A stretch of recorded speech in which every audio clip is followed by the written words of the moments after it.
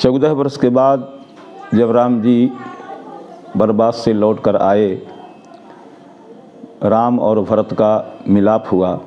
भरत जी ने सबको प्रणाम किया। राम के कहने पर भरत जी ने माता कैकेयी को भी प्रणाम किया। लेकिन सबसे अंत में भरत जी ने जानकी के श्री चरणों में अपना सिर रख दिया। तो कहते हैं भरत के सिर और जानकी के चरण दोनों धन्य हो गए। हमने ऐसा संतों के मुख से सुना है। भाई भरत के सिर धन्य हो गए, ये तो बात समझ में आ रही है, क्योंकि वो उनकी भाभी हैं और हमारे यहाँ भाभी माँ के समान होती है। देवर अगर भाभी के चरणों में सिर रख दे तो देवर के सिर ऑटोमेटिक धन्य हो जाते हैं, इसमें कोई पूछने की बात तो है नहीं। लेकिन जानकी के चरण क्यों धन्य हो गए? देखिए, जानकी के चरण धन्य इसलिए हो गए कि भरत का सिर कोई सामान्य सिर नहीं है।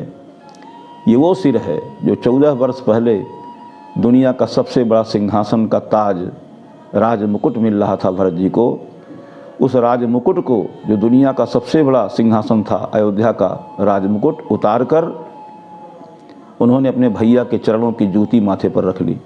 इसलिए भरत के सिर सामान्य नहीं थे।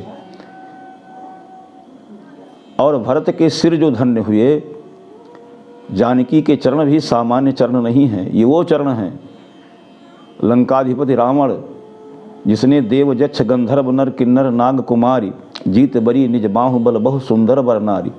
देवता की कन्या हो, यक्ष की कन्या हो, गंधर्व की कन्या हो, मनुष्य की कन्या हो, नाग कन्या हो, लेकिन सुंदरी हो, वो रावण को चाहिए।